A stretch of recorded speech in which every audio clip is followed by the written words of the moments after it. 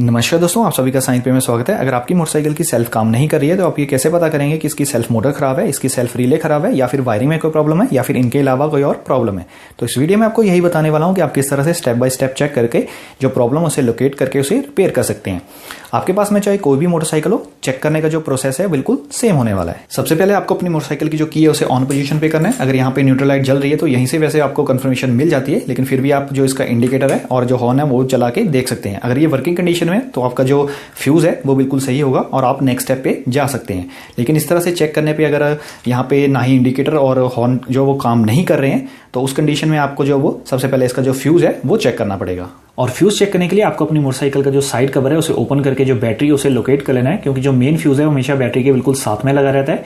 हो सकता है कि आपकी मोटरसाइकिल में एक से ज्यादा फ्यूज लगे हो, तो आपको उन सभी फ्यूजेस को जो चेक कर लेना है, क्योंकि अलग अलग मोटरसाइकिल में जो मेन फ्यूज है वो अलग अलग एम्पियर का आता है। जैसे कि किसी मोटरसाइकिल में 10 एम्पियर का होता है, किसी मोटरसाइकिल में 15 एम्पियर का होता है, तो आपको उसे चेक कर लेना है। और इसका जो शेप और साइज है वो भी अलग आपको देखने को मिल सकता है। जैसे मेरे केस में यहाँ पर एक ग्लास टाइप का लगा है, और हो सकता है कि आपके केस में जो वो एक ब्लेड टाइप का लगा, तो उसे भी चेक करने का तरीका बिल्कुल सेम होता है। आपको उस फ्यूज को ओपन करना है, और इन फ्यूज के अंदर में अगर आप देखेंगे तो यहाँ पे एक बहुत ही पतली सी वायर लगी रहती है। आपको ये चेक करना है कि ये वायर टूटी ना हो। अगर ये टूटी होगी तो आपका जो जो फ्यूज है वो आपको रिप्लेस कर देना है और आपकी जो प्रॉब्लम है वो सॉल्व हो जाएगी। लेकिन मान लीजिए कि ये जो फ्यूज है आपने चेक किया और इसकी जो वायर अंदर से टूटी नहीं है, ये बिल्कुल सही है, तो उस केस में आपको हैंडल के पास में इग्निशन की स्विच की जो वायर है उन्हें चेक कर लेना है। मेरे केस में ये रहा इग्निशन की स्विच का वायरिंग कपलर, और जो वायर्स बैक साइड से आ रही हैं आपको उन्हें चेक कर लेना है, क्योंकि हैंडल के पास में ये कई बार ये वायर जो कट जाती हैं, और अगर ये वायर कट गई तो आपको जो 12 वोल्ट मिलनी है चाहिए मीटर में वो नहीं मिल पाती है, जिसकी वजह से आपका जो हॉर्न वगैरह वो काम नहीं करता है। तो अगर आप यहाँ पे चेक करेंगे और कोई भी वायर आपको कटी हुई मिलती है आप उसे रिपेयर कर लें, उसके बाद आपकी जो प्रॉब्लम है वो सॉल्व हो जाएगी। इसके बाद में आपको बैटरी चेक करनी है, लेकिन बैटरी की आपको सिर्फ वोल्टेज चेक नहीं करनी होती है, आपको इसकी जो लोड कैपेसिटी है वो भी चेक करनी होती है। आपको बैटरी के ऊपर में किसी तरह का लोड डालना है, देन इसे चेक करना होता है। और यही इसका सही तरीका भी होता है चेक करने का, क्योंकि हमारी मोटरसाइकिल की जो सेल्फ मोटर होती है वो काफी ज्यादा पावर कंज्यूम करती है, और अगर आपकी मोटरसाइकिल की जो बैटरी है वो काफी ज्यादा वीक होगी तो जो सेल्फ मोटर है वो भी घूम नहीं पाती है। और काफ़ी सारे केसेस में ये देखा भी गया है, जो मैकेनिक है वो सिर्फ बैटरी की वोल्टेज चेक करते हैं, उसके बाद में जो सेल्फ का जितना भी सर्किट होता है उसे चेक कर लेते हैं, लेकिन उन्हें किसी तरह की प्रॉब्लम नहीं मिलती है। और एंड में वो बैटरी को जो वो चेंज करते हैं उसके बाद में जो सेल्फ है वो काम करना शुरू कर देती है। तो जो प्रॉब्लम है वो इस बैटरी की निकलती है, और इसमें उनका काफ़ी ज़्यादा टाइम भी वेस्ट होता है, और उसी के अकॉर्डिंग वो कस्टमर को ज़्यादा भी चार्ज करते हैं। तो मैं तो यही रिकमेंड करूंगा कि आप पहले ही बैटरी को अच्छी तरह से जो वो इसके ऊपर में लोड डाल के चेक कर लें, क्योंकि साथ ही साथ में यहाँ पे अगर आप चेक कर रहे हैं तो आपका ज़्यादा से ज़्यादा 20 से 30 सेकंड ही आपके एक्स्ट्रा लगने वाले हैं। बैटरी चेक करने के लिए आपको एक मल्टीमीटर की जरूरत पड़ेगी, और आपको इसे 20 वोल्ट डीसी पे सेट करना है।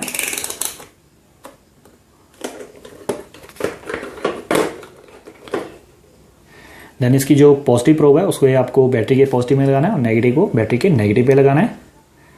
अगर आपको यहाँ पे 12+ वोल्टेज मिलती है, जैसे कि आप देख सकते हैं मेरे केस में 12.27 यहाँ पे आपको देखने को मिली है। अगर 12+ आपको देखने को मिलती है तो आप जो फर्दर स्टेप है वो कर सकते हैं, लेकिन अगर यहाँ पे 12 से नीचे है तो आप पहले बैटरी को जो वो चार्ज कर लें।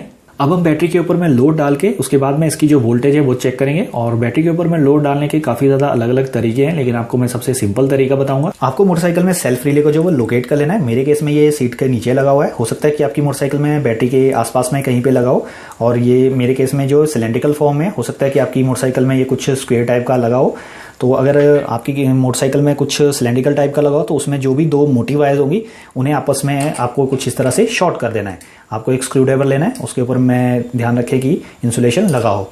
और अगर इस तरह का स्क्वायर टाइप का आपका लगा होगा रिले, सेल्फ रिले, तो आपको उसे पहले ओपन कर लेना है, और उसमें आपको ये चेक कर लेना है नीचे की तरफ से कि कौन सी जो मोटी वायर्स हैं उनको ही आपको एक वायर का टुकड़ा लेना है, उससे शॉर्ट कर देना है। इससे आपकी जो 2 वायर्स हैं उससे सीधा जो हमारी बैटरी है उसके ऊपर में लोड पड़ता है। तो साथ ही में आपको जो मल्टीमीटर है उसकी जो 2 प्रोब्स हैं उन्हें सेम टाइम पे जो इसकी हमारी बैटरी है उसकी पॉजिटिव और नेगेटिव पे लगा के रखना है, जैसे मैंने लगा के रखा है।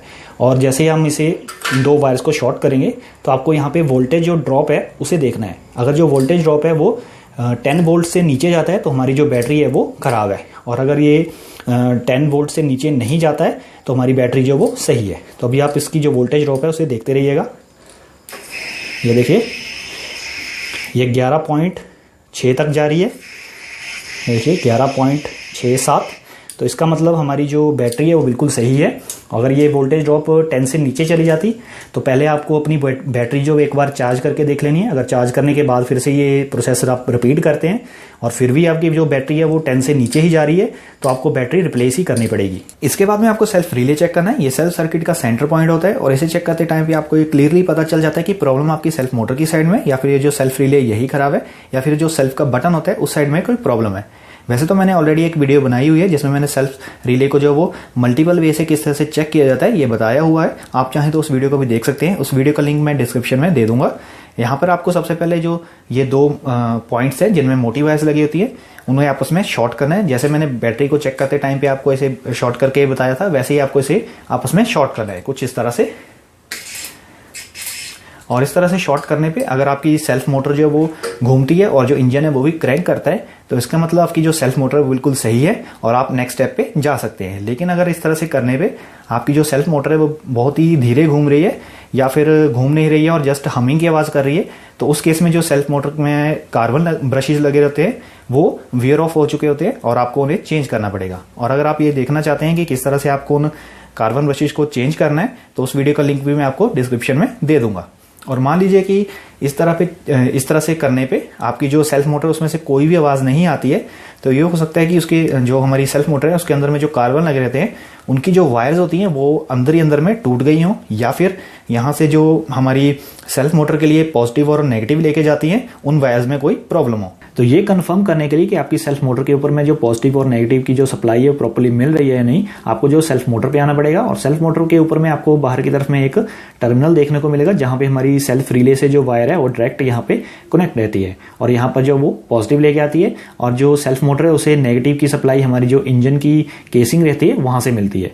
तो ये कंफर्म करने के लिए कि यहाँ पर पॉजिटिव और नेगेटिव दोनों की सप्लाई प्रॉपर्ली आ रही है या नहीं आपको जो एक मल्टीमीटर लेना है और मल्टीमीटर को जो वो आपको 20 वोल्ट डीसी के ऊपर में सेट कर लेना है। उसके बाद में आपको जो यहाँ पर पॉजिटिव प्रोब है मल्टीमीटर की वो आपको यहाँ पर पॉजिटिव पे लगानी है और जो नेगेटिव है वो आपको इंजन की किसी भी जगह पे यहाँ पर इस तरह से जो इंजन है उसके ऊपर में लगा देना है कुछ इस तरह से। इसके बाद में आपको सेल्फ रिले के जो दो मोटी वायर्स वाले पॉइंट है उन्हें आपस में इस तरह से शॉर्ट करके रखना है और सेम टाइम पे आपको यहाँ पे ये देखना है कि बैटरी वोल्टेज जो शो हो रही है या नहीं। जैसा कि आप देख सकते हैं कि मेरे केस में यहाँ पर बैटरी वोल्टेज शो हो रही है। अगर आपको भी यहाँ पर बैटरी वोल्टेज शो हो रही है तो इसका मतलब आपकी जो नेगेटिव और पॉजिटिव वायर है वो बिल्कुल सही है और जो प्रॉब्लम है वो सेल्फ मोटर के अंदर में ही है। लेकिन मान लीजिए कि आपने इस तरह से चेक किया और यहाँ पर आपको किसी भी तरह की जो वोल्टेज है वो शो नहीं हुई तो उस केस में सबसे पहले आपको जो ये नेगेटिव वायर है ये यहाँ पर इंजन के ऊपर में ना लगाते हुए आपको जो बॉडी की फ्रेम है उसके ऊपर में लगाना है। अगर यहाँ पर आपको इस तरह से करने पे वोल्टेज शो हो जाती है तो इसका मतलब जो इंजन में हमारी नेगेटिव की वायर जा रही है उसमें कोई प्रॉब्लम हो सकती है। तो उसे चेक करने के लिए आपको अपनी मोटरसाइकिल का जो फ्रंट स्प्रॉकेट कवर है उसे ओपन कर लेना है और इसके बैक साइड पे आपको यहाँ पर एक ये वायर दिख रही होगी। ये डायरेक्ट हमारी जो बैटरी की नेगेटिव होती है वहां से यहाँ पर ज्वाइन रहती है। कई बार ये इसका जो नट है ये लूज हो जाता है तो उसकी वजह से भी आपको यहाँ पे प्रॉब्लम फेस करने को देखने को मिल सकती है। और यहाँ पर इसका जो ये कनेक्टर होता है ये भी कई बार टूट जाता है तो आप इसे चेक कर लें। लेकिन अगर आपको इस तरह से करने पे भी फ्रेम के ऊपर में नेगेटिव वायर नेगेटिव जो सप्लाई है वो चेक करने पे अगर आपको यहाँ पर 12 वोल्ट जो शो नहीं हो रही है बैटरी की पावर शो नहीं हो रही है तो उस केस में हो सकता है कि जो इसकी पॉजिटिव वाली वायर है उसमें कोई प्रॉब्लम हो। तो आपको यहाँ से लेके जो सेल्फ रिले तक जो ये वायर जा रही है वहाँ तक चेक कर लेना है कि ये वायर कहीं पे आपको जो डैमेज तो नहीं मिलती है। ज़्यादातर ये वायर जो वो आपको जहाँ पे टर्मिनल्स कनेक्ट रहते हैं इसके ऊपर में एक कनेक्टर लगा रहता है ये कनेक्टर के पास से जो वो टूट जाती है बीच में ये कहीं पे भी आपको टूटी हुई नहीं मिलेगी क्योंकि ये काफ़ी ज़्यादा मोटी होती है। तो आपको जो इनके टर्मिनल्स हैं वहीं पे चेक करना है। एक आपको सेल्फ मोटर के ऊपर मिलेगा वहाँ पे आपको चेक कर लेना है और दूसरा जो इसका सेल्फ रिले है वहाँ पे आपको चेक कर लेना है। अगर आपने सेल्फ रिले के दो मोटी वायर्स वाले टर्मिनल को आपस में शॉर्ट किया और उसके बाद में जो सेल्फ मोटर वो घूमने लग पड़ती है तो उससे आपको ये क्लियर हो जाता है कि सेल्फ मोटर वाली साइड पे कोई भी दिक्कत नहीं है वहाँ पे सब कुछ सही है। और इसके बाद में आपको सेल्फ का जो बटन है वो बार बार कुछ इस तरह से प्रेस करना है और सेम टाइम पे आपको जो सेल्फ रिले पे आवाज़ सुननी है। अगर यहाँ पर आपको टक टक की आवाज़ सुनाई देती है कुछ इस तरह की तो इसका मतलब जो हमारा सेल्फ रिले है वो एक्टिवेट हो रहा है और इससे हमें ये क्लियर हो जाता है कि जो ऊपर से वायर आ रही है जो हमारी सेल्फ बटन से और जो क्लच स्विच है वहाँ से जो दो वायर्स आ रही हैं हमारे सेल्फ रिले को एक्टिवेट करने के लिए वो दोनों सही हैं। ऊपर में कोई भी प्रॉब्लम नहीं है और 100% आपका जो सेल्फ रिले है वही खराब होगा। आपको इसे चेंज कर लेना है, आपकी जो प्रॉब्लम है वो सॉर्ट आउट हो जाएगी। लेकिन मान लीजिए कि आपने इस तरह से अपना जो सेल्फ का बटन है वो प्रेस किया और सेल्फ रिले पे आपको किसी भी तरह की जो टक टक की आवाज़ नहीं आती है, तो उस केस में ये भी हो सकता है कि जो वायर्स है जो हमारी सेल्फ बटन से आ रही है या फिर जो क्लच स्विच से आ रही है उसमें कोई दिक्कत हो, या फिर जो हमारा ये सेल्फ रिले यही खराब हो। तो उस केस में पहले हम इस सेल्फ रिले को चेक करके ये कंफर्म कर लेंगे कि प्रॉब्लम कहाँ पे है। तो उसके लिए अगर आपके पास में सिलेंड्रिकल फॉर्म वाला जो सेल्फ रिले है वो लगा हुआ है, तो उसकी जो वायरिंग कनेक्शन है जो कि पतली वाली वायर्स है उसका आपको सॉकेट ओपन कर लेना है।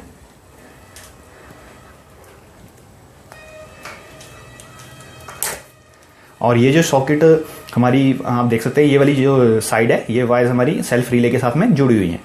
तो आपको इन दोनों वायर्स के ऊपर में जो बैटरी का पॉजिटिव और नेगेटिव देना है, आप किसी भी वायर में नेगेटिव और किसी वायर में पॉजिटिव दे सकते हैं। तो मैंने यहाँ पर ऑलरेडी बैटरी के साथ में पॉजिटिव और नेगेटिव वायर्स के लिए यहाँ पे जोड़ा हुआ है इन्हें। तो आपको इन्हें इसमें इस तरह से लगाना है और इसके बाद में आपको यहाँ पे आवाज़ सुननी है। ये देखिए, अगर आपको भी कुछ इस तरह की आवाज़ यहाँ पे सुनाई देती है तो इसका मतलब जो प्रॉब्लम है वो आपकी वायर्स की तरफ में होगी। अगर यहाँ पे आपको वायर्स जो इस तरह की आवाज़ सुनाई नहीं देती है तो इसका मतलब है क्लियरली हो जाएगा कि आपका जो सेल्फ रिले वही खराब है। आपको इसे सिंपली जो वो चेंज कर लेना है। अगर आपकी मोटरसाइकिल में एक स्क्वायर टाइप का रिले लगा हुआ है तो पहले आपको उस रिले को जो ओपन कर लेना है और इसके बाद में इसकी जो पिन नंबर 85 और 86 है उसके ऊपर में आपको जो बैटरी की पावर जो सप्लाई देनी है, आप किसी भी पिन पे पॉजिटिव और किसी भी पिन पे जो नेगेटिव दे सकते हैं। और उसके बाद में यहाँ पर आपको जो आवाज़ सुननी है, आपने सुना होगा कि मेरे केस में तो यहाँ पे आवाज़ आ रही है। मान लीजिए कि आपने इस तरह से चेक किया और इसके रिले से जो आपको किसी भी तरह की जो आवाज़ नहीं आती है तो इसका मतलब आपका जो रिले है वो ख़राब होगा। आपको इसे चेंज कर लेना, आपकी जो प्रॉब्लम है बिल्कुल ठीक हो जाएगी। और अगर मान लीजिए कि आपने इस तरह से चेक किया और इसके ऊपर में आपको जो यहाँ पर आवाज़ आ जाती है, आपको टक टक की आवाज़ जो आ जाती है, तो इसका मतलब आपका जो रिले बिल्कुल सही है और जो प्रॉब्लम है वो आपके इस जो ऊपर से वायरिंग आ रही है जहाँ पे हमारा जो सेल्फ का बटन लगा रहता है और जो हमारा क्लच स्विच लगा रहता है उनमें से किसी एक की जो वायरिंग है उसमें प्रॉब्लम हो सकती है। तो आपको इन्हें चेक करना है। और यहाँ पे आपको मैं बता देता हूँ कि ये 2 वायर्स आती हैं इससे हमारे जो रिले है उसे एक्टिवेट करने के लिए। एक जो वायर है यहाँ पे पॉजिटिव लेके आती है जो कि हमारा सेल्फ बटन से आती है, और जो दूसरी वायर है वो यहाँ पे नेगेटिव लेके आती है जो हमारी क्लच स्विच से आती है। तो हमें इन्हें जो चेक करना है। और अभी आप ये सोच रहे होंगे कि आपको ये कैसे पता लगेगा कि कौन सी वायर जो कहाँ से आ रही है, कौन सी हमारी जो हमारा सेल्फ बटन है वहाँ से आ रही है, कौन सी वायर जो वायर है वो हमारी जो हमारा क्लच स्विच है वहाँ से आ रही है। तो आपको इन दोनों वायर्स के जो कलर यहाँ पे नोट कर लेने। जैसे मेरे केस में यहाँ पर मेरे को तो पता है कि कौन सी वायर कहाँ से आ रही है। यहाँ पे आप देख सकते हैं कि एक है येलो में ग्रीन स्ट्राइप और जो दूसरी वायर है वो है रेड में येलो स्ट्राइप। तो आपको यहाँ पे जो उनके वायर्स का कलर है ये याद कर लेना है। तो आपको हैंडल के पास में जहाँ पे वायरिंग हार्नेसेस लगी रहती हैं वहाँ पे आना है। आपको जो अपने राइट साइड वाले कंट्रोल स्विच का जो वायरिंग हार्नेस है वो देख लेनी है, क्योंकि हमारा जो सेल्फ का बटन लगा रहता है वो राइट साइड में लगा रहता है। तो ये देखिए मेरे केस में ये रहा राइट साइड वाला कंट्रोल स्विच, और इसमें आपको जो उन वायर्स का जो कलर है वो यहाँ पे मैच करके देखना है कि कौन सी वाली वायर का जो कलर कोड है यहाँ पे मैच होता है। तो मेरे केस में आप देख सकते हैं कि यहाँ पर रेड में जो येलो स्ट्राइप वाली वायर है ये रही, इसका कलर मैच हो रहा है। तो इसका मतलब ये वाली जो वायर है ये हमारी सेल्फ के बटन की होगी।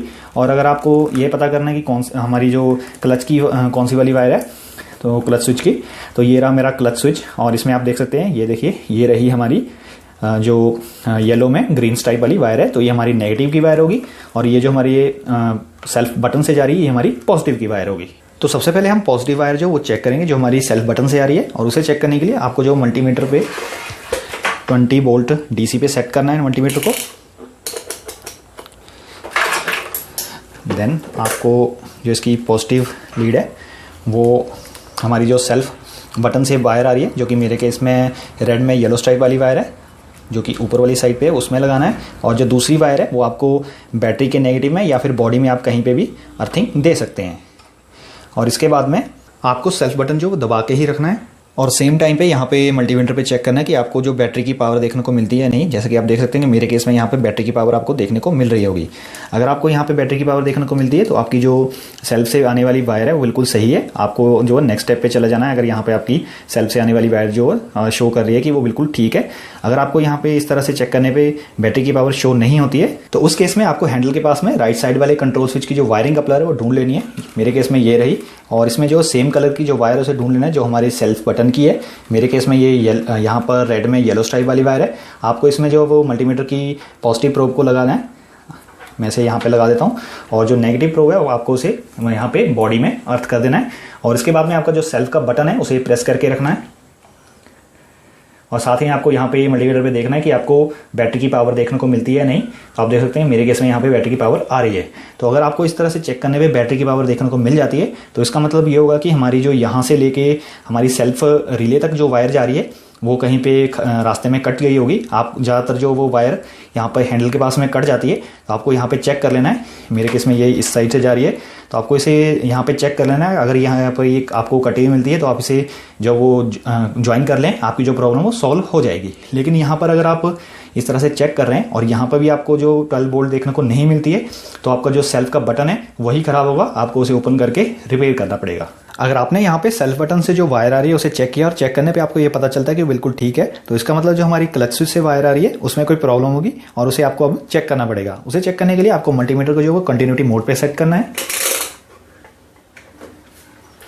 देन आपको जो मल्टीमीटर की जो प्रोब्स है एक उस वायर में लगानी है जो कि मेरे केस में येलो में ग्रीन स्ट्राइप वाली वायर है। आप कोई भी वायर यहाँ पे लगा सकते हैं, और जो दूसरी वायर है वो आपको बॉडी पे कहीं पे भी अर्थ कर देनी है। यहाँ पे आप लगा सकते हैं, या फिर जो बैटरी का नेगेटिव पॉइंट है डायरेक्ट उसके ऊपर में भी लगा सकते हैं। ये टेस्ट परफॉर्म करते टाइम पे आपको ये मेक श्योर करना है कि आपकी जो मोटरसाइकिल है वो न्यूट्रल में हो, गियर में ना हो, और उसके बाद में आपको यहाँ पे इस तरह से टच करना है। तो आप देख सकते हैं कि मेरे केस में यहाँ पर बीप की साउंड आ रही है और रीडिंग भी आ रही है। अगर आपको यहाँ पे किसी तरह की रीडिंग या फिर बीप की साउंड आती है तो इसका मतलब आपकी जो ये वायर है ये बिल्कुल सही है, इसमें कोई प्रॉब्लम नहीं है।